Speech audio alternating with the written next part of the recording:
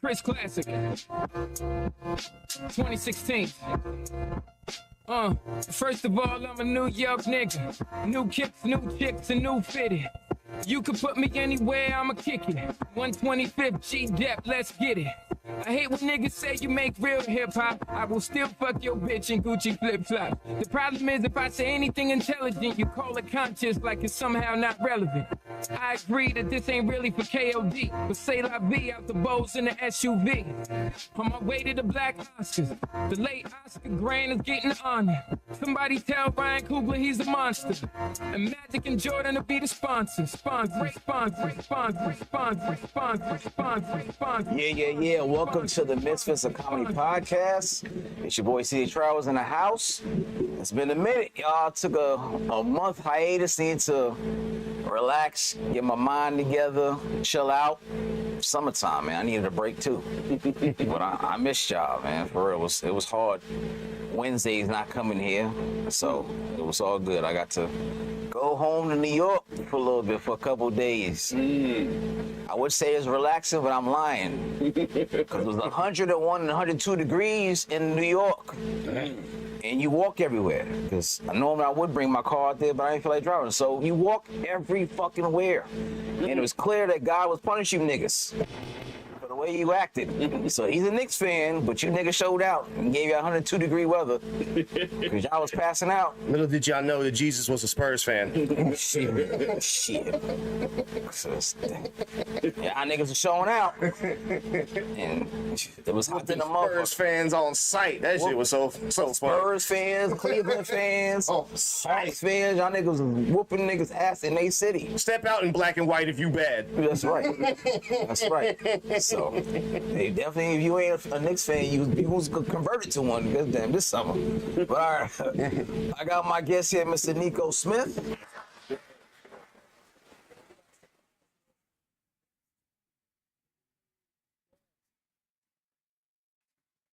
My brothers, welcome back. Nico, you first.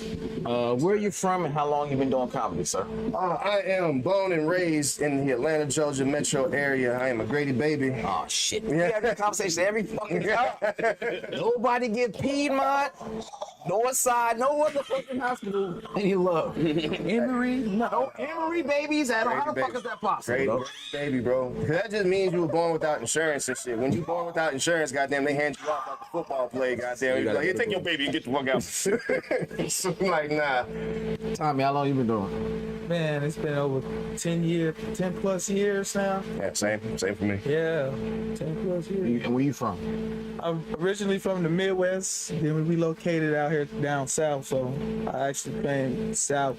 I claim America, really. Fuck all that. All right. Fuck America. Patriotic ass nigga. All right, this question's for both of you gentlemen. When you first started doing stand-up, did you ever imagine you'll still be in the game this long? I think so, man. I knew like the first time I got on stage at a place. Damn, what was Tyler's first room called? What was that place called? Cloud9. Cloud9, yeah, Cloud9. That was the first time I ever got on stage, and I knew I had an interest in comedy and I had an interest in doing something. And I knew the first time I got on stage, I was just like, this is the thing I've been looking for. So yeah. Did I know I would still be out here doing the stuff and doing it at the level that I'm doing it 10 plus years now? No, but I mean, does anybody ever know if they're going to be doing the same thing 10 plus years from now? So. You know, some people are like, yeah, I'm meant to be doing this. You know, some people say they see it. You know what I mean? Tommy, what about you? Some of them people. All right, okay. Call me Sean. All right, that's what's up. So yeah, I knew I was in it for the longevity, because I didn't really see myself committing to anything else, and just 100. being consistent with anything else. Everything else I was funny doing it, so I said, why not do funny for a long time? 100. That's a bit. All right, so gentlemen, for the both of you, what is the biggest lesson comedy has taught you, one as a comedian and in your personal life? Oh man, he answered questions. Let's go. I'm trying to talk to you. This is a real interview, nigga. I want to get to know you. Okay. Well, first off, and comedy has taught me meat. That's what I would say more than anything, bro. I was much more nervous, a much more shy, a much more self-conscious person when I started as opposed to where I am now. Okay. I would definitely say that, man, don't nothing show you about you and show you who you are than getting up on that stage and eating a dick in front of strangers and goddamn saying, bombing. That's called bombing. That's another word for bombing. Don't do that. Don't do that. It's another way for bombing. Y'all not about to sit here. Y'all not about to sit here and goddamn do this to me. Nah, fuck that. I'm only half light skinned. Don't play with me. Anyway, yo, ass, you gotta say that's another way for bombing. Anyway, he grown. He over 30. He ain't gotta say Paul. He talk about it teaches you about yourself and stuff, and it teaches you what you are gonna be comfortable dealing with, man. Because goddamn putting your all into a damn set and getting hit with silence and shit will humble the shit out of you. So, right, this is gonna be funny as fuck. Yeah. Knew this set was gonna be fire. Goddamn, man. And then take that set on the road and bomb in another city. Man, this shit was killing in Atlanta. Facts. Sorry, what about you? The question was, What has comedy taught you as a comedian and as a person? what has comedy taught me as a comedian? Your biggest and lesson. as a person. Taught me how to trust myself, trust my instinct. It taught me how to read people. In life, you gotta read people. You gotta know who to pick, not even pick, who to mess with, who to toy with, and when to leave a person alone. Fact. Comedy taught me how to comprehend and how to break down a thought. So to communicate and get people to comprehend and set the surface level so everybody can picture what I'm saying. So when they picture what I'm saying, it's easier for them to comprehend what I'm saying, because you can damn near see the words dancing at the bottom. Facts. That's a good one. I like that. All right. So every comedian, for the most part, some people say they be bullshit. A bombing story. What is your worst bombing story that you can laugh at now? Ooh, Nico, what is it? Mine was early on. There used to be a room at a spot called Enclave, right there by Georgia Tech's conference. Spring Street. Yeah, right there on Spring Street. I forget who was the host now. It was by Apache. Yeah, we're Apache. Yeah, we're Apache. Yeah. Enclave was hood as shit. It was ghetto as hell every time. They would put up a rapper then a comedian to get to give you perspective. Yeah, so it was that type of show. I was still early. I think I wasn't even 6 months in and stuff, and I had made a joke about weave. I don't even remember exactly what I said. Hood. Yeah, in the hood. Yeah, in this hood ass room. That's not reading the room. Yeah, It's like what? So and then these two, and there was these two $2 these two hood booger little women's in the front, goddamn, with the purple and blue and green or whatever the fuck color wigs and shit. So they felt like I was talking about them. I wasn't specifically talking about them, but they took it that way, goddamn. And they were just like, "What's up, pussy? All that, and they had a little nigga with him, and the little nigga was goddamn just hyping them on. It was like, yeah, get him, baby. It was just like, man, the fuck that? And like I said, I didn't know no better. I'm like 24, 23 at the time and shit. Goddamn, they talk about whooping my ass off once I leave.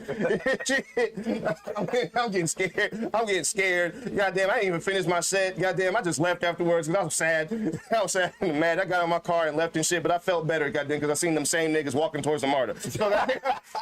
So it was just like, yeah, I'd be mad too. Niggas made fun of my hair, and I had to get on the train afterwards. Good times. What's a man to do when he just can't joke no more? Crazy part, I got it on video, and I watched it every day straight for motivation. Worst bomb story, I got a couple. Every day straight. Every day straight, motivated. Like, damn, I don't want to see this again. I want to recreate this and not recreate it. As a screensaver. I was in Chicago at King Memorial High School. They had booked a performance, and I'm sitting there want to do the dress up thing, got the button up, got the slacks, got the shit kickers on. Man, I done been practicing like you said. Ooh, I'm gonna get on with this. This gonna knock them dead. Hell no, I ain't knock nothing. I go out, I'm the first act up, the curtains close on me. That shit funny now, but you ever told a joke behind the curtain? In a suit? They can't even see your face. Niggas can't see your face for the punchline. I'm sitting there ad-libbing, trying to find a nuance to get them to laugh. The curtains open back up. Now at this point, you know what I'm saying, you gotta, something comedy taught you, continue going. Facts. Do your time. Yeah. You feel me? And How much time was you supposed to do? man, I don't even know. I remember that part. I gotta go rewatch the video. I don't know how long it was. Just starting early out. And then the mic went out. It was like I was the test dummy of the show. I'm like, damn, first the curtain's not a mic going out. So now it look like I'm doing jokes in mute. And it's, and you remember when CDs used to skip and the sound would come back in or some shit? Yeah. So that was one of my worst bombing stories like that. But the kids ain't boo you and no shit like that. They were just looking. Nah, on the video, it wasn't even enough people there to boo. Okay. On the video, because I was so committed to doing my time, when my cousin was recording with the camcorder, that's how long ago it was. Motherfucker had the camcorder on hand. Nigga, I put Toshiba on your ass. It looked like somebody from Murray or Jerry Springer was in that bitch. Just pulled out a Panasonic little ass camcorder. I heard the lady on the video. It was time stamped. Goddamn, I'll watch the video and just to hear that lady say that motherfucking part, she'll say, "He not tired yet." I said, "God damn, that's worse than bombing." That you got commentary. That shit fueled me. I said, I don't know how I'm gonna figure this shit out, but I'm about to show her, nigga. I don't get tired. Got commentary in the back like a bootleg DVD. Hell yeah. Hey, y'all, if y'all want to talk to Nico and Tommy, call in 678-740-9894. That's 678-740-9894. All right, next question. How has your comedy, your style of comedy changed from the first 5 years you started until now? Because you both said you over 10 years, so. When you first starting, you are more trying to be your inspirations more than you're trying to be yourself, I would say. When I first came out, when I was first doing it, my material was a lot more like attempting to shock, attempting to like be more crass and more like, you know, Intentionally? not intentionally per se, but like my biggest influences was like, you know what I'm saying, was like Dave Chappelle, Chris Rock, and I did take a lot from them when I first got started, especially Dave Chappelle. Bill Burr came into that more, so you know what I'm saying, I was making a lot more jokes about women, I'm making a lot more jokes about like, you know what I'm saying, races and stuff like that. But like I said, that goes back to what I was saying earlier, that like comedy teaches you first and foremost. So I would say in like that first 5 years, I was trying to imitate my influences, but I would say in the next 5 years, I became more myself and able to, you know, to have my own voice with it. I would have to agree. I did the exact same thing. Man, he gave some great in-depth answers and shit. I forgot I'm on the interview. I know. Okay, prepared. The first 5 years, it was rushed. Now I'm more paced. I'm more transparent, vulnerable. Don't really like saying that word, vulnerable. I'm more expressive now. I'm more performative now. And Comfortable.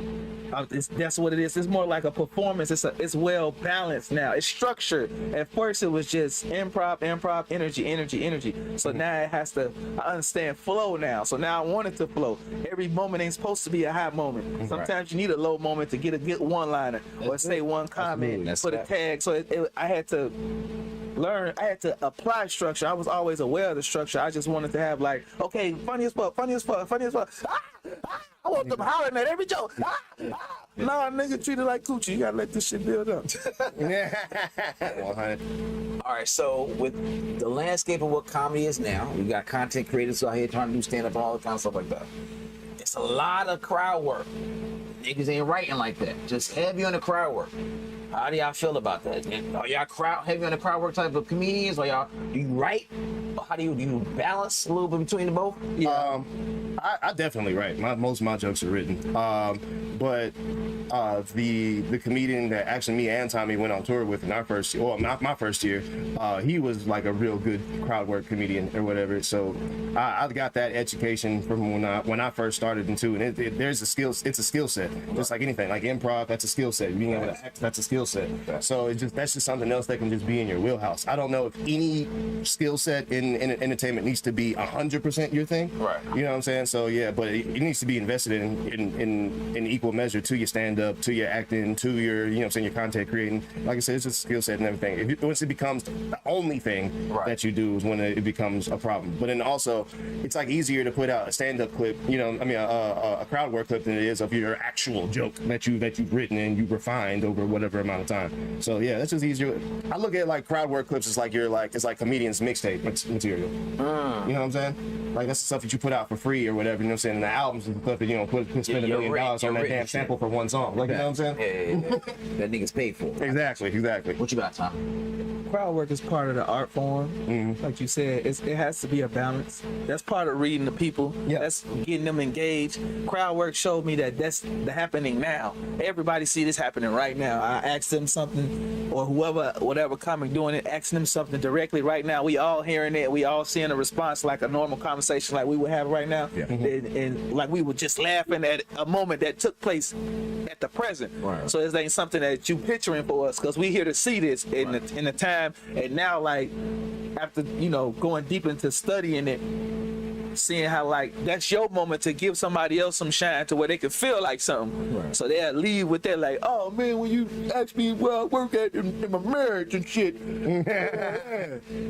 You made my day, boy. I swear. That part. So that's becomes personal when you do that. When he say you made my day, that's a personal moment. So he gonna cherish that. Now he gonna get a merch. Now he gonna want to take a shot with you. 100%. So he gonna want to hold hands and like give you an embracing hug. Right. Off of some Give kind, that follow. off some Give crowd work. engagement from that follow, not just a follow. Facts. So piggybacking off what you said, Yeah. how do you feel about, and I don't know if you probably heard this, hecklers? People talking to you during your set, like, man, I was trying to help you out. I love a heckler. How you feel about hecklers, and how do you normally handle them? Man, you got the mic. Don't give them a chance to talk. Say something to make them shut up and get a burst of laughter, because that's the best now moment that you're gonna have. Now the question is, heckler's different. You don't want no heckler to turn into a reckler. So now you got to be decking the shit out the heckler. That's 100. Right. So you got to be. Feeling that. That's a good one. I like that. That comes with like knowing how to play with the words and how to make fun and play on that line of offense. Right. So I want to make fun of you in front of everybody, but I don't want to offend you to where you want to attack me. Right. I want to keep it vocals, because you ain't got no mic. Like they said, if the heckler say something funny than what I'm saying, then they're gonna be looking like, Right. oh, he was right. He was helping them out. Nah, you gonna help me out? Throw this alley. I'm gonna slam dunk it, 2 hands, nuts in your face. I'll get you up out of here. Facts. Beat it. Facts. Yeah, and 9 times out of 10, a heckler just wants to make, like in my experience, 9 times out of 10 hecklers are trying to make the show about them. It's just that type of person with that type of personality. You know what I'm saying? Like, you know what I'm saying? Oh, he feels like he's talking about me. Let me put my 2 cents in, even though nobody asked for it. And shit. So 9 times out of 10, if you just make him feel like he said the right amount of stupid enough, so he'll just shut up. Just shut up, and then you could just move on. You know what I'm saying? But then you might have the one that want to engage with you and go back and forth or whatever and do all that and stuff. And then, like I said, then you gotta work a little bit hard. But the main objective is to shut it down. And like I said, not make the show about them, because you're giving them what they want at that point. Yeah. So yeah. Nobody paid to see them up. Exactly. Me personally, if I'm having a shitty day, goddamn, you just gave me the perfect person to download my day onto. So therefore, please interrupt my show when I'm annoyed. Please. All right, so next question for you, Nico, and both of y'all can answer, of course. What's the biggest difference between today's comedy scene compared to when y'all both first started? I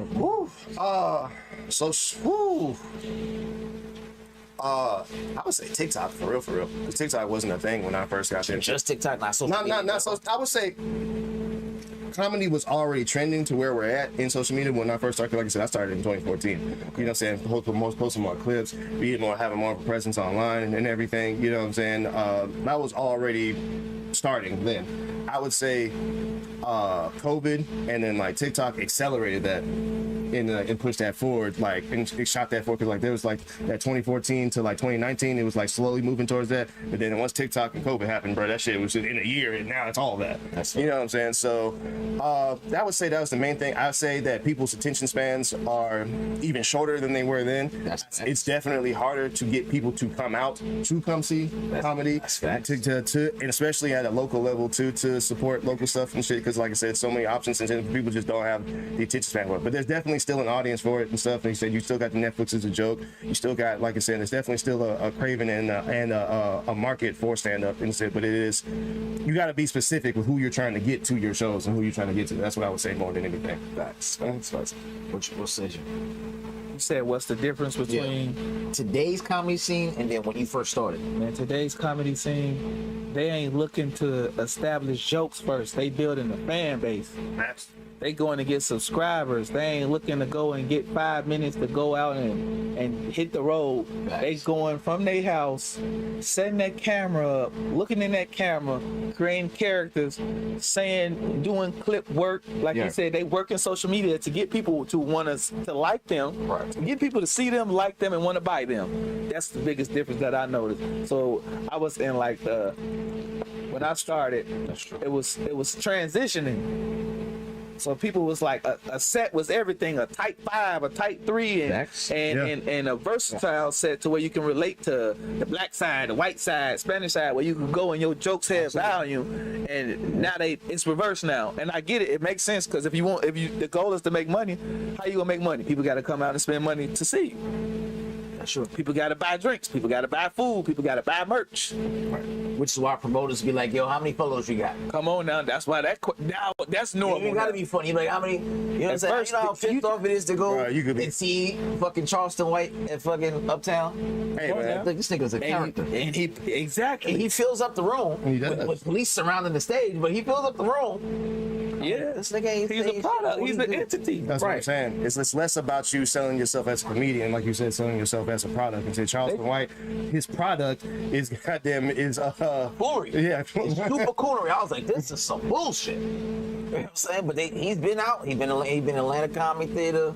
He's been in Uptown a few times. So I'm like, all right. And motherfuckers is packing that motherfucker out. He's provocative, and that's the thing, though, because people will come just to argue with him. You know what I'm saying? We'll buy a ticket to argue with him. That's more what it is. He got to being provocative more than being funny and being entertaining. That's more of the thing. Right? Yeah. Well, let me get a couple comments. It says everybody can try to be a comedian, but everybody can't make you laugh.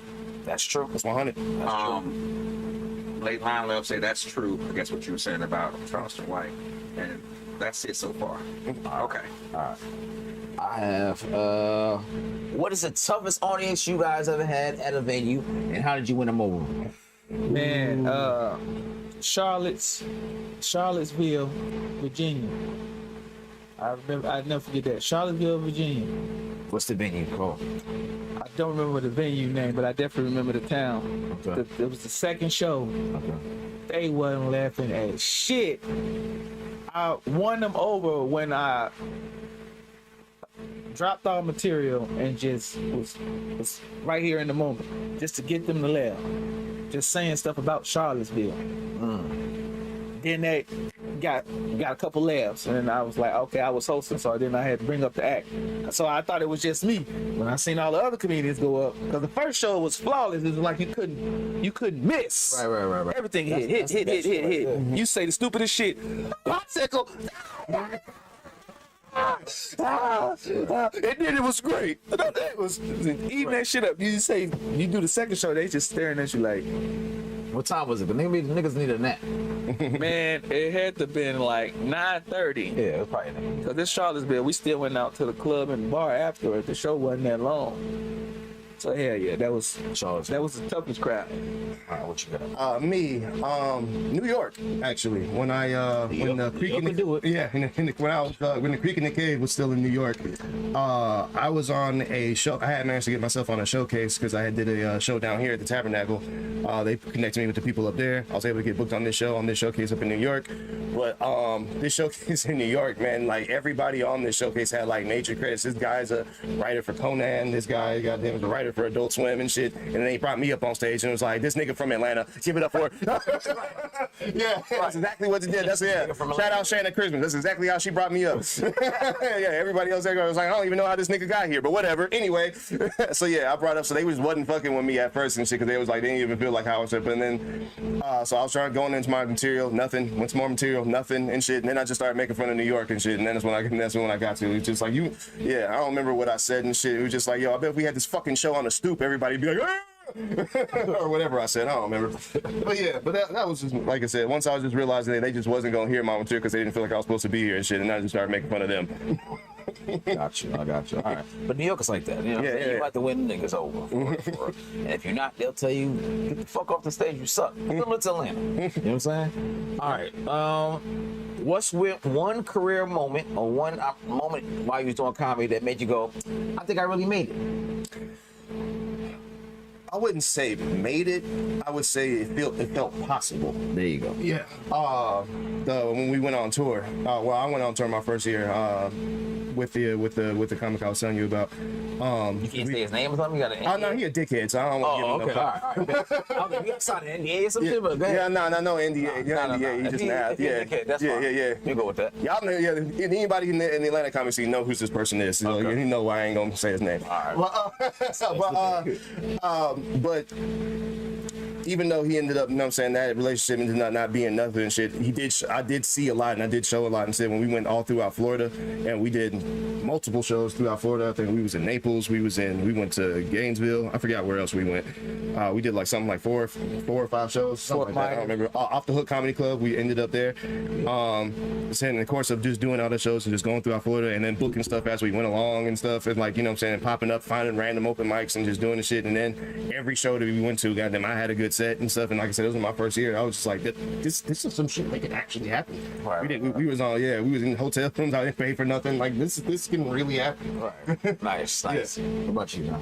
Producing my live taping and shit. What year were you in comedy when you did that?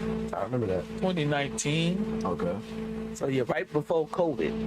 Okay. Like 7 months prior to COVID. Yeah.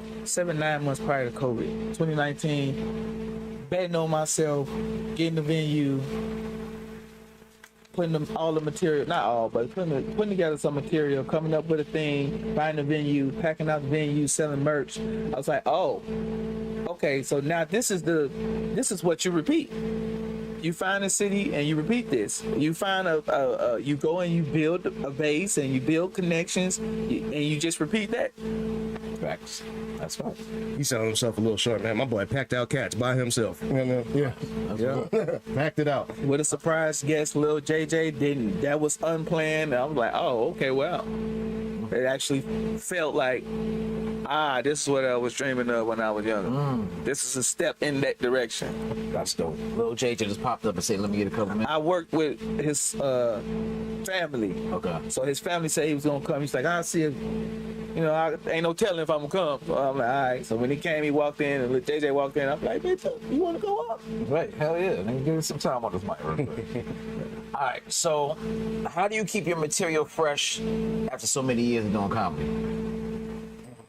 Like Nico said, you right. You stay in the present and you stay hip to where you gotta first live life first. You gotta live your life. That's facts. And then as you live your life, you aware of life around you.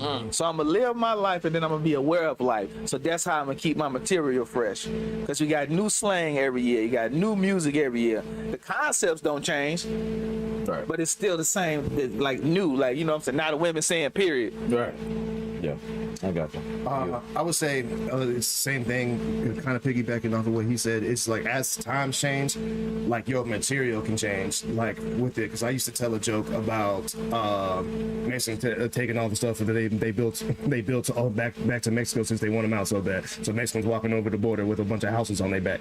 You know, I used to say that. I was saying that in 2019, but now they're actually trying to get rid of them. Right. So now that same material ends up getting brought back to life. I stopped saying that joke, but now I have to bring it back because it's actually happening. Right, so I would say the times and being reflective of like and paying attention to, like you said, what's happening around you in the times is definitely how I keep my material fresh. And just like I said, paying attention and speaking on things that mean something to me. So like I said, like the issues with the immigration and whatever right now, I'm saying as a half Latino person, as a half Mexican person, you know what I'm saying, that's one of the things I like to speak on too. So. Gotcha. All right, so for both y'all, what will people be surprised about you when you're not on stage? When you're not on stage, in your zone, what will people be surprised about you just hanging around you every day? Oh man, I'm a chef. My age. Oh no, I can like cook. Like I can like I went to culinary school. I used to be a personal chef for the Hawks. Yeah. And in 2014, when we had Al Horford, Seth Alusha, I forget who else was on that team. Yeah, Dennis Schroeder was on that team. Joe Johnson was there? No, Joe Johnson wasn't there yet. And what's the Jeff T. You can't leave Jeff T. out. Thank you for calling the Misfits of Comedy. Who's calling? How do you put the bite? Oh shit. Hello, hold on. Right here. Can you hear me? Yeah. All right. This is how. Can you hear me? Oh, yeah, there we go. All right, we hear you. What's the question, sweetheart? What's your name? Sean Dixon. Shine, what's up? Yeah. Yeah, okay. What's your question, Shine? What's up with you? Shh, you can hear us? Yeah, this Sean Dixon. I hear you, baby. What's your question? How you been? Nothing much. Okay. I just want to say what's up? to say, hey, motherfuckers. Yeah, can y'all? We can hear you. Shine, what you doing? You making more kids? Why I'm lagging? I don't know. Because you're listening to yourself on your phone or whatever. And I resent being called a motherfucker. I haven't fucked a mother. And I also wanted to say, You're listening to yourself. That's why you sound like you lagging. Don't be one of those radio people trying to listen to your voice. What you trying to say? I also wanted to say that I know that Latino nigga can cook. His ass look like he could cook. Go, Sean. He look like he eat a good tuna note too. I knew that's what she was going to. Hell no. She see you like you eat a good coochie. Damn. No comments. Damn, I don't look like nothing, Sean. I used to be a thought before I got saved. She don't like you eat coochie. Damn. Coochie eater. I'm done playing. I love y'all show. All right, baby. Good seeing you. All right, later. All right, talk to you later. All right. Y no te gusta tu cosa. No hay. You know, niggas love doing that shit. They love listening to themselves. It's gonna be a lag. It's always here. We should have knew she was gonna say something about Dix. Her last name Dixon. What you say her name was? Sean Dix. Sean. Hey, motherfucker. So what people be surprised to find out about you upstairs? Oh man, I'm still living with my mom.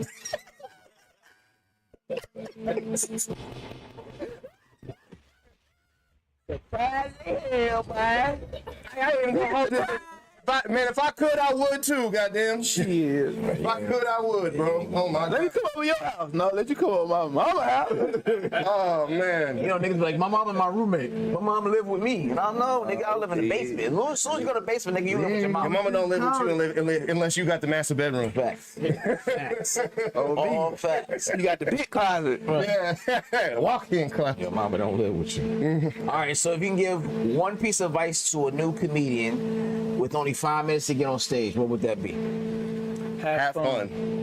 Oh, yeah, I said the same time. Okay. Yeah. All right. Have fun. Don't think about nobody else. Think about your jokes. Yeah.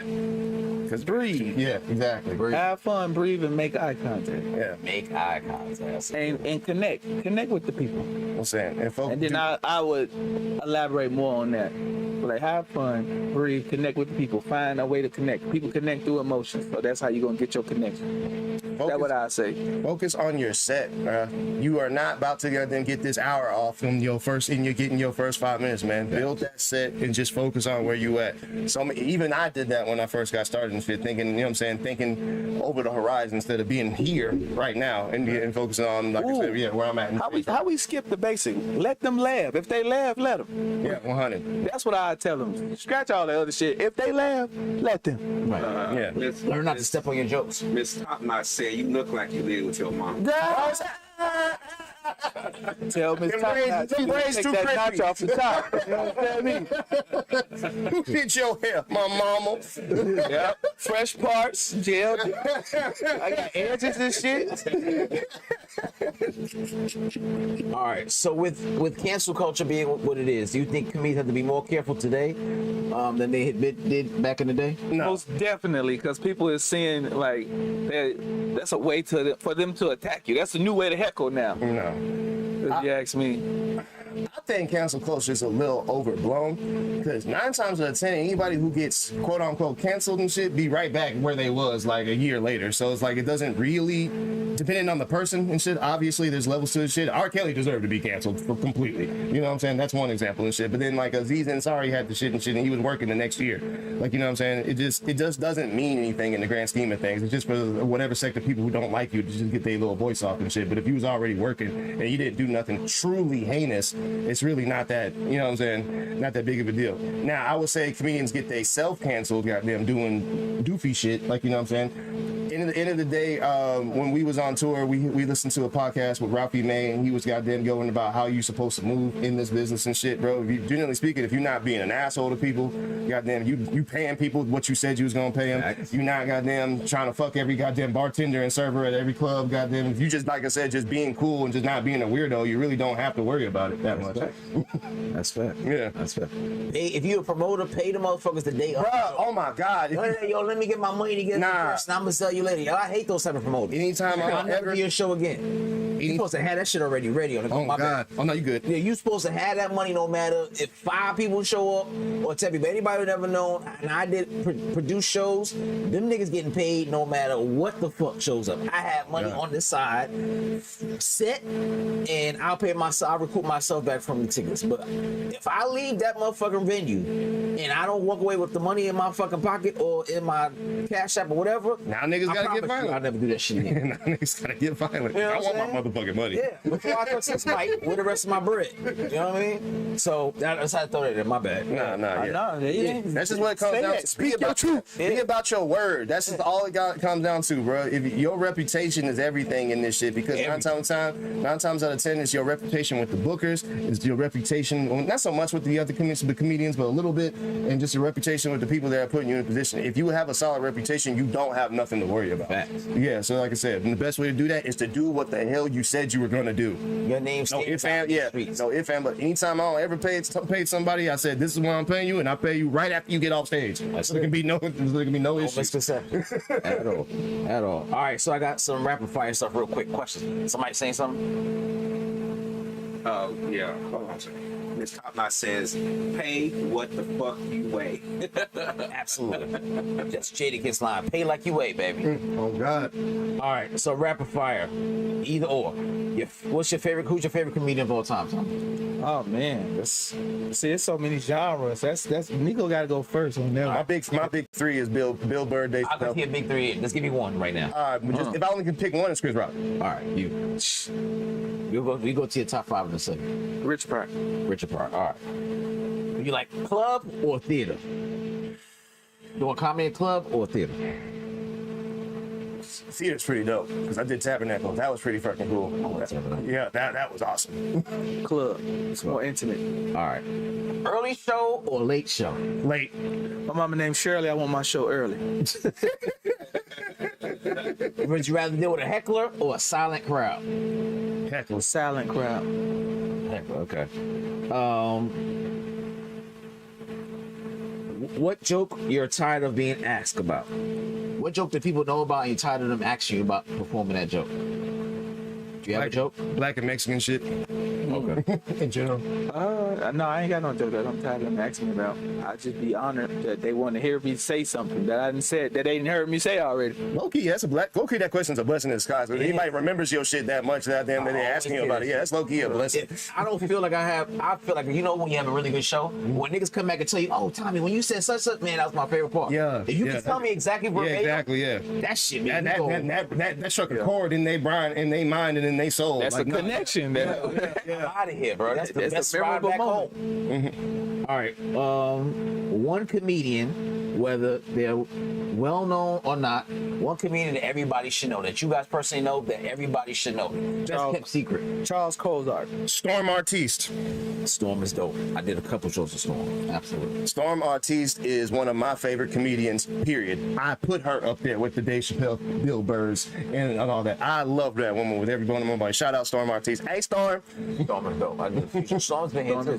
What did Mookie say? You need to get glad. Hold up. It's the fun. Mookie G says, none of my jokes. Ask me about all my jokes. Facts. Mookie been on here a few times too. All right, so again, this is a question I ask everybody to come on here. Both of y'all get y'all list ready. So, top 5 comedians, dead or alive. If they came to the Fox Theater, you have your last dollar in your pocket. Dead or alive, who you seeing? Top 5. So I'm gonna go with you, Nico. All right, well, Bill Burr, Dave Chappelle, Chris Rock, obviously. I'd say dead or alive, so Bernie Mac and... No, you got only one list. Oh, only one list? Yeah, I don't need you to do a dead list and a live list. Okay, only one list. Only one, like you said. You said dead or alive. No, I'm saying you could dip into the Deadpool and then the live. Okay. Well, in that case, in the live, then. All right, in live. No, I said it was top 5. Like I said, if it's top 5, then Bernie Mac is definitely in there. All right, so you're 5. Yeah, 5th. The 5th, I don't want a woman in there. I'm actually a huge fan of Ali Wong, so yeah, I'll put Ali Wong in there. So Yeah, you remember your list? yeah. All right, you're 5. I'm gonna go Ali Sadiq. Okay. Yeah, another one. I'm gonna go Bernie. Okay. I'm gonna go. You said my last dollar, huh? Yeah. I was over here thinking too when you said it.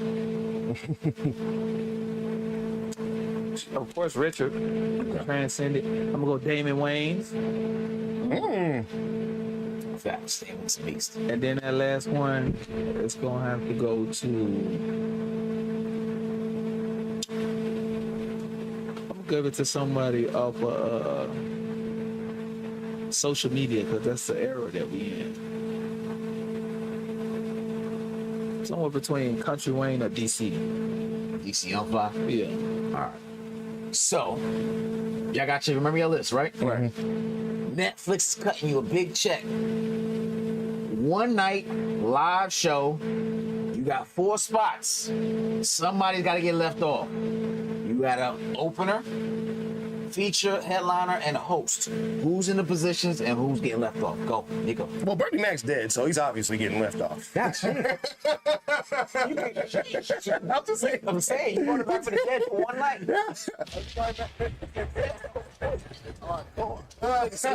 didn't want to resurrect him, man. Who want to see zombie comedy? Nobody want to see that. Shit. Goddamn eye hanging out. Let me show you something about my goddamn eye. Boy. You don't need to worry about my goddamn eye. Who would be the headliner? Dave Chappelle would be the headliner on that show. Chris Rock would host. Bill Burr would feature. Ali Wong would be the opener for sure. Who's being left off? Like I said Bernie Mac. Like I said, Oh, okay. All right. he is no longer with us. DC a host, Richard a close, Ali a feature, and then I forgot. Damn. Yeah. Ooh. Yeah, DC a host, Richard a close. Then you said an opener, right? Yep.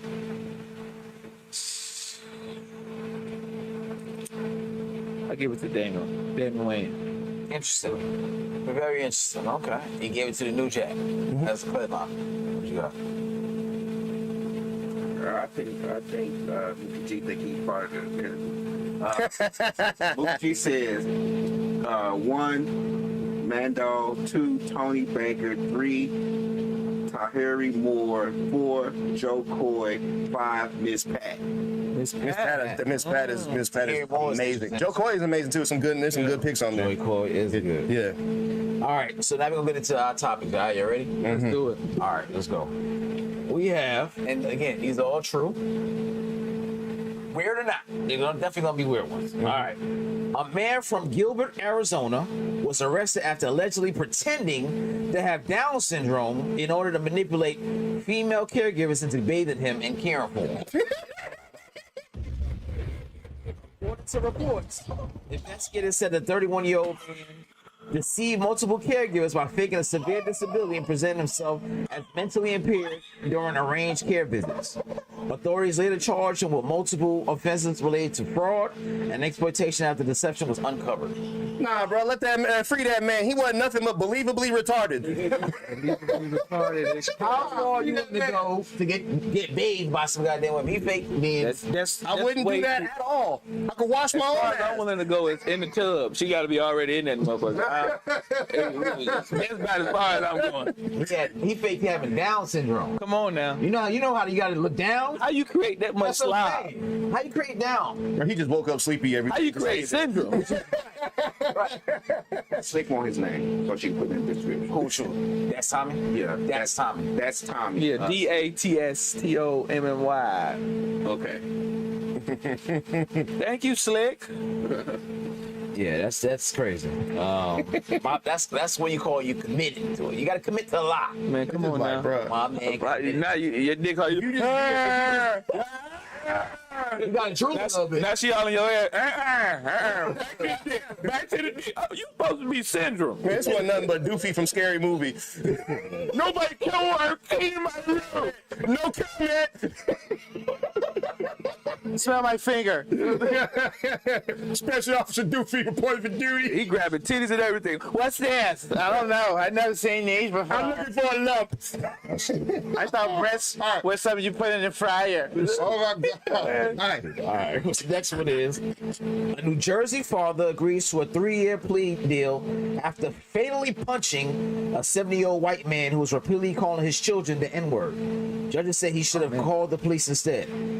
Anthony Collins, a 41-year-old, pleaded guilty to connection with the death of Robert May. Prosecutors said police were called onto the scene after May was found on the ground near his bicycle with a head injury.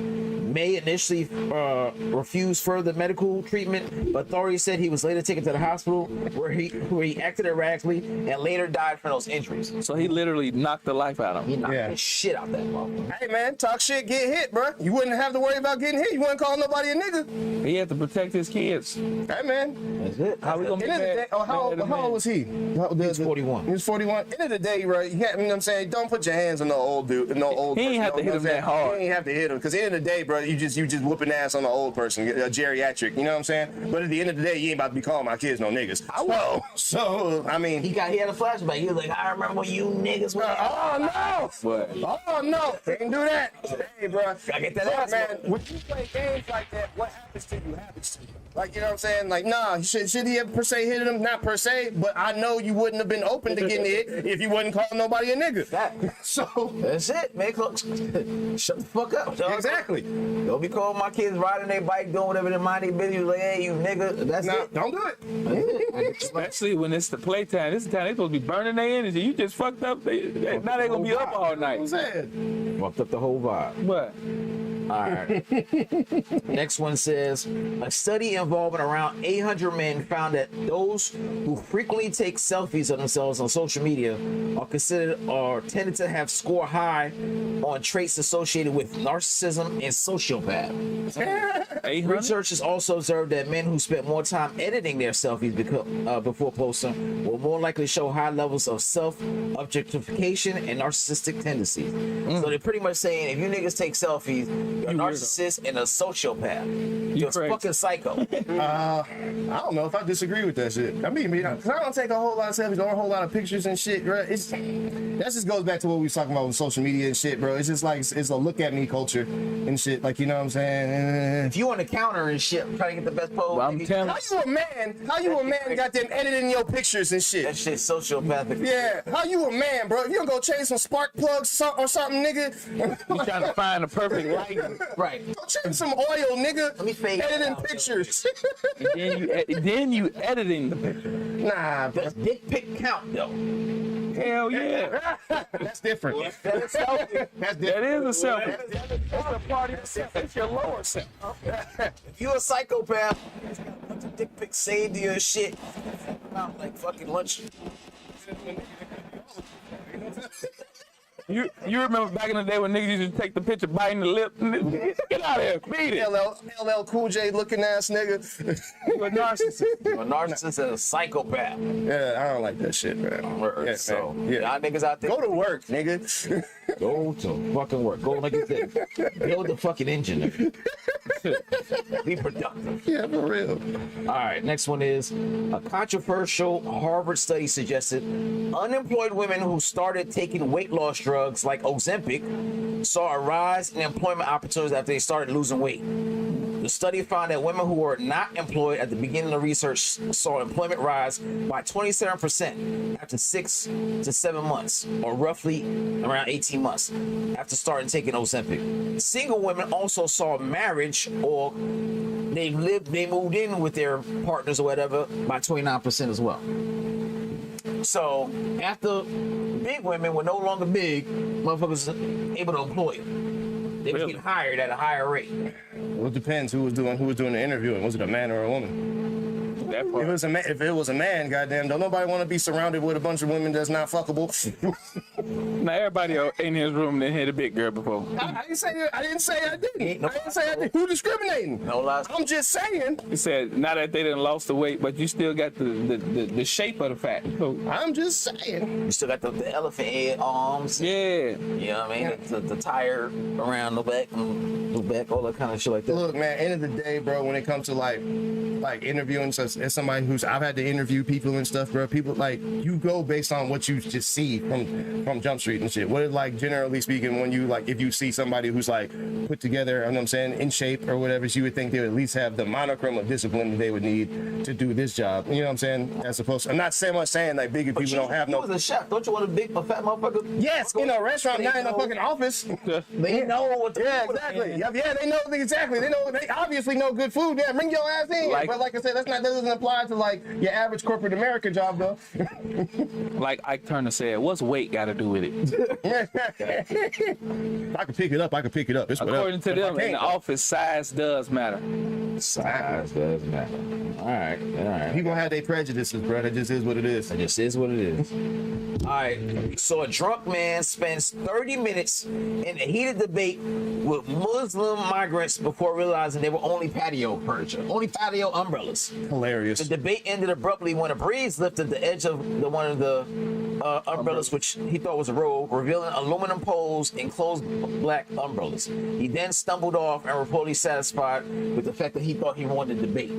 Hilarious. So this nigga was arguing for 30 minutes with black umbrellas like you see on the outside patio, thinking it was Muslim. It'd be funny as hell. Patio It'd have been funny as hell if the goddamn if the goddamn umbrellas had lifted up and it looked like something was like a bomb underneath. Goddamn.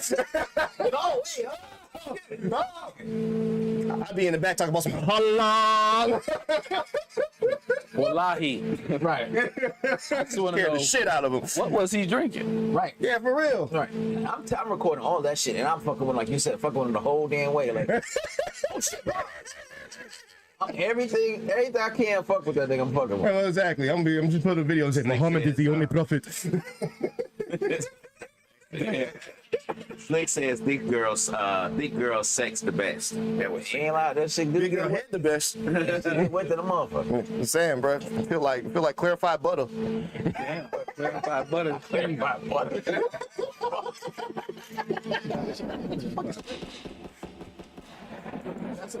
Shit. I'm about to say I don't know what kind of All y'all who don't know, who ain't had no culinary education, clarified butter is butter minus all, because you know butter got milk and shit on the inside and shit. You just take out all the milk and all the fats and shit. It's just butter. This nigga talking chef talk. Nigga can't I can't believe it's not butter. right. I'll cook for you and fix some shit in your house. Just buy me a car. That's a hell of a trade. So you gonna be cooking for 5 years for Black dick 96 and months. Mexican work ethic. What you trying to do? This nigga got a car note for you. All right. So it says lab-grown milk could be heading to the U.S. shelves I want that shit. by the end of 2026, and it's not the same as almond, oat, or soy milk. It says Boston-based startup company called Brown Foods has developed Unreal Milk. That's the name of the milk. A cow-free whole milk made using mammalian cell culture. The company says the product is designed to copy the taste, texture, and nutrition of traditional cow milk, including the proteins, fats, and carbohydrates found in dairy products. When the fuck did we start making impossible milk and beyond milk? Goddamn. Did we run out of cows, nigga? Everything is being cloned. The last couple of fucking days, I've been getting all type of videos I've been looking at. TikTok is a motherfucker. And you be like, damn, nigga, that's not it real. too. Yeah, you like, my kids watch like Oreos ain't real. Like, Yep, get rid of Oreos. I literally just saw yesterday, as I'm fucking eating oatmeal, that the strawberry oatmeal or the strawberry mix that you put in oatmeal is made from beaver's assholes. Probably. That's what they use for the strawberries. I can believe it. Hey man, if it's on them shelf. In the lab. Sweet beaver butt. Sweet beaver ass. Sitting here wondering why goddamn you be teething after that motherfucker. These strawberries seem so fresh. It's beaver's butthole. Beaver had a period and you just eating that asshole real quick. And now All you wonder, niggas say you don't eat ass and you eat strawberry oatmeals. You mean ass since you was 7, nigga. walking around wondering why you don't give a damn. Huh? You be eating ass since you was 7, nigga. You lying. You an expert now. Sitting here wondering why America has did a lot much worse in the lab. building bridges. Right. You said America's what? They did a lot much worse in the lab, so I ain't shocked that they making milk in the lab. Look, as somebody who's like a culinary professional who has like an education in like food and whatever, bro, there is no like substitute for like real food. No, like you know what I'm saying. There is no substitute for stuff that comes from the earth. Like you know what I'm saying. Right. So you know what I'm saying. There's a reason why anything that's processed is all leading to cancer. Splenda, all them some sweet and lows, all them shit. Give you colon cancer. Goddamn soda. Goddamn soda don't do shit but fuck up your heart and the linings of your goddamn your stomach and shit. Like I say, anything processed isn't good for you, no matter which way you slice it and stuff. We were made of this earth, goddamn. We need what comes from the earth. So eat you some fucking spinach, nigga, and stop looking for alternatives because there isn't. It's just not. We gotta eat what comes from the earth. Period. Most motherfuckers don't even know how to grow shit anyway, so It's not hard. It's not hard. I had a little farm in one of my apartments with one of my old roommates and shit. We grew tomatoes, we grew peppers, we grew sunflowers. Goddamn, just around in our porch apartment. Goddamn, you just got to get you some buckets from fucking Home Depot, get you some soil, and just start growing you some shit. You know how much ass you could get, goddamn, and be like, oh no, baby, I'm gonna cook some shit. Here, go get a tomato off the plant on the porch. That's a flex. Yeah, and then she did. That's a flex. Yeah. Okay. Yeah. That is a little bit, but Yeah. Go grab me a couple of them peppers off the plant outside, please. Thank you. mangoes, bitch, I got a tree out there. Look at that nigga. Bro, I had herbs, mango tree. I had That's basil. what my balcony leaning to. Bro, I had fresh basil, I had parsley, I had mushroom, girl. I had all my herbs and like tomatoes and peppers and shit. I just grow myself. That's some chef shit for real. Yeah. Bailey. Nutritionist. Right. Yeah. And I have a nutrition education too. Yeah. That's what I'm saying. Oh, yeah. shit. Mexico with nutrition. Yeah. That's perfect. What you got? What you saying? Well, shit. In regards to what, the growing food? Yeah. This in general. Shit, I don't know how to grow nothing, goddamn. You have to grow everything but weed. Somebody tell me that. I can link That's you what with I thought you was somebody. Shit, you fucked me up with the lab shit. So now I'm sitting here thinking about everything that the lab done Half the did. shit we eat in the grocery store is lab something. Clone meat. You can take it up. It's more than half. It's just like 70, 80. Yeah. It's, every time I look, I'm like, God damn, I had what you call spring mix, and they went over with the spring mix is the shit that you use for Yeah. the antifreeze. That's how they wash the stuff. Like, God damn it, I threw the whole shit away. I literally just bought it. Yeah, if you want Damn. to And see it, you can't like go it's so many, the list of things that they just do, throw chemicals on, and infuse shit, the shit that you were using to clean your floors be processed through our food. I'm like, fuck, yo, empty that and throw that in the garbage. I just bought the shit. Yeah, It's you just gotta go to a farmer's market. it's crazy. Like they don't give a fuck about us, They don't. and that's why they be, that's why insurance is what it is. Money. It's all about it. Fucking pills is what it is. I got a pill that's $1,500. What? Yeah, I had a kidney transplant, so I had to figure out what I can take naturally that can get me the fuck off the pill. Because my insurance only covered half, so $750 a month wasn't doable. What? Because they were like, nigga, you really need a drug? Yes, motherfucker, I had a kidney transplant. Don't you think that's how I'm gonna keep the shit? Yeah, you got issues with inflammation. Right. You got issues with inflammation and I shit. did, like that. yeah. So you need berries, bro. Yeah, Mixed that's what I berries. did. Yeah, a bunch of mixed berries. Cherry juice. Yeah. Cranberry juice. Beet Yeah, juice. mixed berries, blueberries, blackberries, strawberries, Well, you said all berries. That ain't got nothing to do with inflammation. beef. Yeah, but I'm saying of that type of stuff, I had to learn nutritional. What can I naturally take? What's in that I don't have to fuck with? So after a while, I was able So you got to read the ingredients on everything. Facts. I read it really well, and for my kids too, because it's hereditary. So you know what I'm saying, I don't know which one of my kids is going to get it next. So I'm trying to make sure they drink water a lot. People teasing me like, oh, your kids don't eat no sugar. No, I don't want them to have anything close to what I had. My parents ain't. Sugar is an addiction. Imagine roasting somebody for drinking water. I know you're not out here drinking what's 70% of your body, nigga. Right. It's niggas that do that shit. Like, your kids can't get no type of juice? No, nigga, they gonna bounce on the water. That's like your fucking kids bounce on the water. You switch over. My kids drink water. Water. All they want is juice. They don't want to eat. They just want that sugar. All they want to eat. Teeth fucking up. Damn. Them niggas got them silver cats. This well hydrated, well moisturized ass nigga here. Ain't nothing wrong with that. Spring water, man. All right, next one is Sheila Osmond, who's 43 years old, has been taken into custody after authorities says she gorilla glued her sleeping husband's butt cheeks together after catching. I've seen that. I remember seeing this story.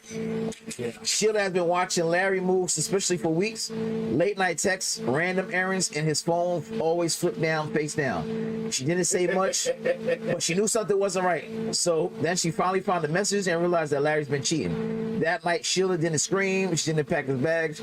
She waited until he fell asleep. By morning time, Larry woke up in panic when he realized his butt cheeks has been glued shut. He started yelling, stumbled across the room, asked what happened, and the whole time Sheila just sat there at the edge of the bed, quietly smiling, enjoying her handiwork. My nigga was literally shit out of luck. Right. I like how she say she didn't realize it until she checked the phone, but you notice this nigga moving different. Right. What you talking about? Right. You been people saying he talking about his phone face down. They say that's how you supposed to pay close attention and listen to somebody. Turn your phone face down so you don't get distracted when the notification come up. Now, I'm thinking, is he taking it in the butt? Why the butt cheeks? What would you think that you would stop it? That's what I'm saying. When people do crazy shit and take steps like this, then you thought of doing this to somebody. Well, what you other better way to be a pain in the ass to do it to than to somebody. go straight to the butt? Yeah, nah. I mean, she could have glued his dick to his thigh, something like That's that. what I'm saying. Who thinks to glue somebody's ass shut? Taking it in the ass. That's what I'm saying. That's when he was taking it in the ass. Man, I want to know, but not really don't want to know, but goddamn, now I'm sitting here thinking like, shit, your ass gorilla glue? That's some strong glue. That's a very strong one. You remember the bitch you used to And women is conniving. She done fed this nigga soul food, greens and shit. So you know he got the bubble gut macaroni. You know he got the runs. But look, Bruh. if you know glue, especially Gorilla Glue, you put the shit on, you gotta hold the cheeks together for a little bit. That's what I'm saying. That's How what hard I'm you saying. stick it for? It gotta dry. That's what I'm saying. You don't get blown up.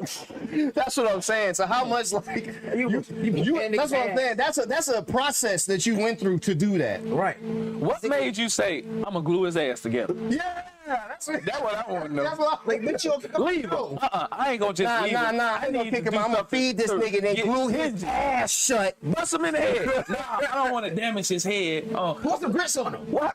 Cut him with a knife. Hit him with a pen. Nah, you know what I'm gonna do, girl? I want to know who was the friend that agreed to her gluing his ass. It was always probably two of them. They was probably on a conference call. Yeah, bitch, that sounds good. Like a good shit. You know what I'm saying? She ain't got his shit together.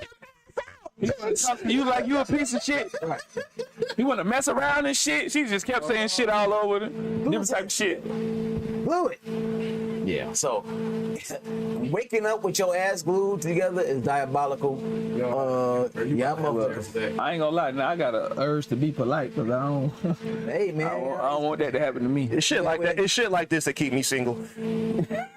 Better wear multi different type of pants to beg so I don't get your ass cheeks pulled out and stuff. How do you get the glue? What that say? Lep? I'm gonna have to Google how you get super glue off when I leave. Apple of my tie says, better question, how was she able to glue the cheeks together and he not move when she touched him? Exactly. Man, she gave him some. My nigga a deep sleeper. Oh, she presented it cool. Making him be in pain, making her feel the pain that she feels. Not in the ass. Nah, bro. Nigga, What pain did that man inflict on you that's gonna feel like a closed ass? He embarrassed you, hurt your pride. Yeah. Well, he was in I don't know another what woman. embarrassment feels like a closed ass. I feel like a closed ass just feels like a closed ass. That wasn't a closed ass. That was a shutdown. That was a shutdown. That was an ass shutdown. Going to the hospital though for that shit is crazy. Man, yeah. Yo, imagine. You gotta go to urgent care. You go to urgent care. You go to I'm talking to the doctor like, hey man, come here. Hey bro, hey man. They don't glue my ass shut, bro. They done did what? Shut the fuck up, they don't glue my ass shut, bro. Yeah, you gotta work for that shit. What y'all gonna do? What y'all gonna do for this, bro? Don't you give me surgery or something, but don't tell nobody. Man with the glued ass, room 9. The loudspeaker. They would do that. They would do that at Grady, 100%. Sir, that's you. You got a whole hash. You got a hashtag. You ain't even got a hashtag. You got a hashtag.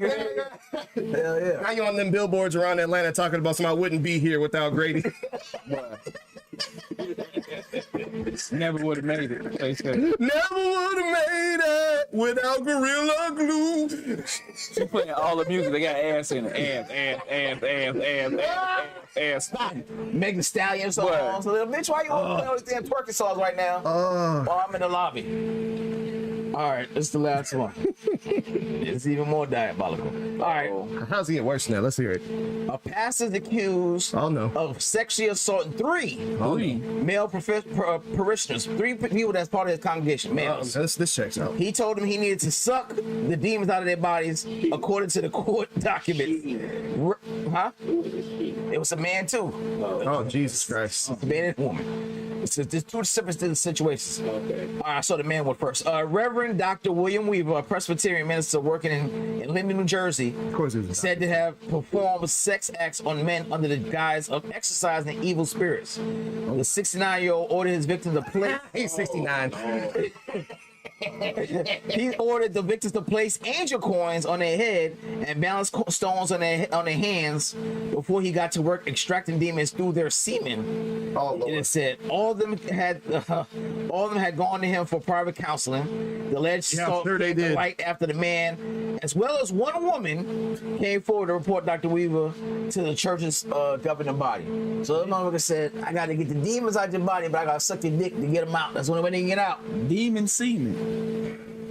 You on demon time. When I hear about stories like this, I just like have to ask, like, have you had trouble finding people before this that you need to come up with these schemes to get what you need, bro?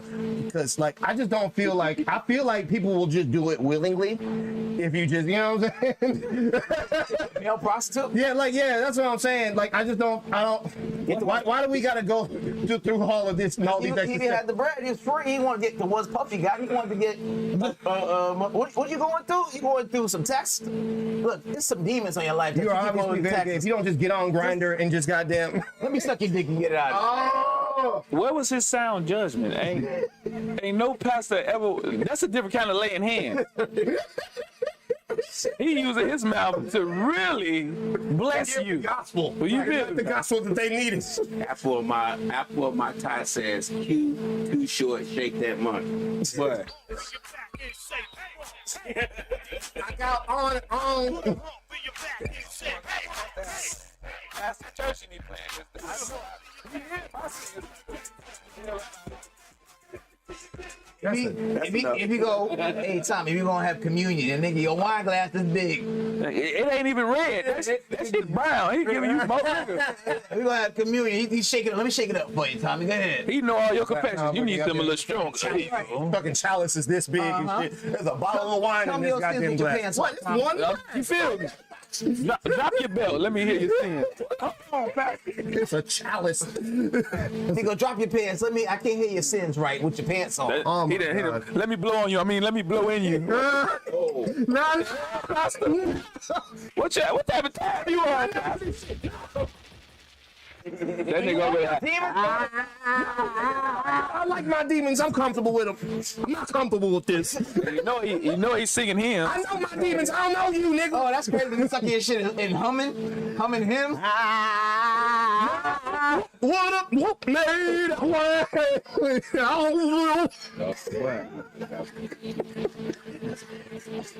Yo, first of all, how the fuck are you the guy that's telling the church congregation and the police that you got conned and getting your dick sucked by this pastor?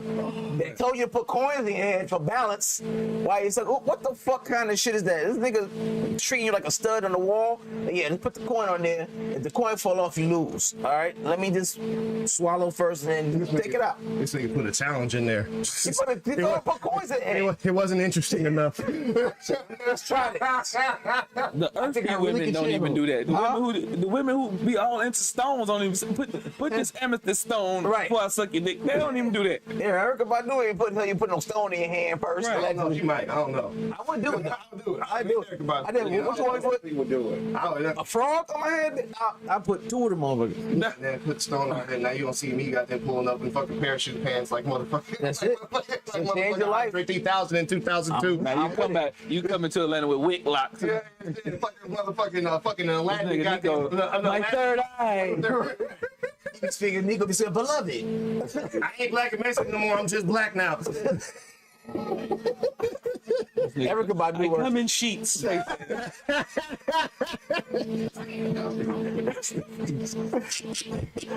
All right, y'all. That's all we had today. So, everybody, both y'all socials, Nico first, and then we are performing that. Thanks. All right.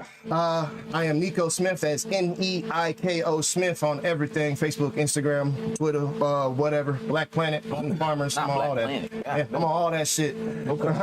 What's the name? Follow me, and then also follow the Love Is Trash podcast show. That is the show that I co-created with my partner Lisa Smith. She is currently producing it in Austin, Texas right now. I'm looking for a venue here in Atlanta because I would love to get that back going, and I would love to start another open mic, start another show like I had with A Hole in the Wall. So if anybody's out there who has a venue and wants dope comedians and all the dope comedians in the city to come through and bless your venue, please hit me up because I've been looking hard for that. But yeah, man, new shows coming up. I ain't really got none. I'm really just trying to produce my own stuff right now and work so I can get me a car and not be poor. So, That's a good thing. But yeah, man, follow the pod, Love Is Trash podcast. That's Tommy with a D, DATSTOMMY. Follow me on all platforms. Catch me at Peter Street Station tomorrow, 8:30. And on Monday, Black Coffee down over there by the West End. Start at 6:30. Those my next shows coming up. Be on the lookout for me releasing another project and launching a tour. Okay. That's all I got. That's what's up. What's up? My dog. We did a show for the Misfits of Comedy with all 4 hosts here, and them motherfuckers on the way going into setting up at the library. Yeah. Niggas had a shootout right in front of it. I can believe it. It's Peter Street. You know what I'm saying? Like, what the my daughter with me, and she's like, Dad, get your gun. I'm jumping in my car like I'm in fucking Miami Vice, grabbing my gun out the glove compartment, jumping out. Shit, niggas is shooting right there, and people in Escobar that was next door, they wasn't even tripping. The police like, It's a normal Thursday. Right. It was like, oh, Gunshots in Atlanta? Oh, must be Tuesday. it is what it is. They made it down in the lab. Right. Them was lab shots. All right, y'all. I have a show next week in Raleigh, North Carolina. Raleigh, I will be there all weekend, Friday and Saturday.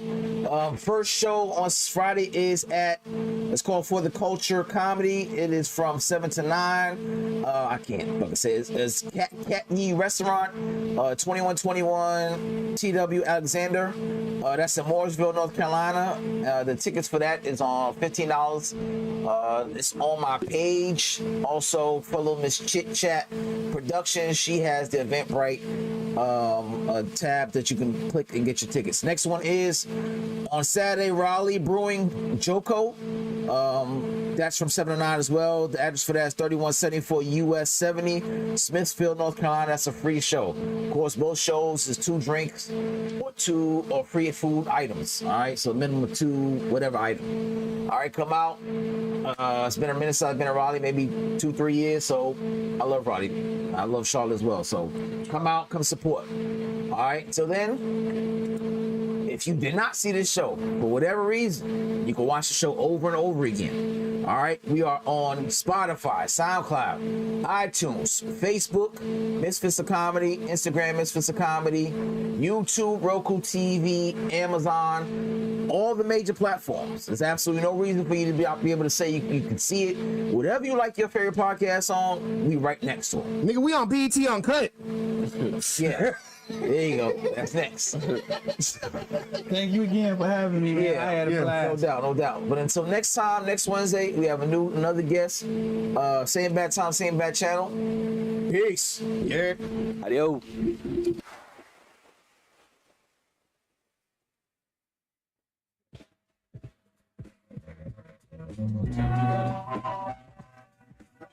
Put your money money where your mouth is like Kylie Jenner. Slightly better than many of the veterans in a Letterman sweater. Reminiscing of Anthony Cruz minus the lisp.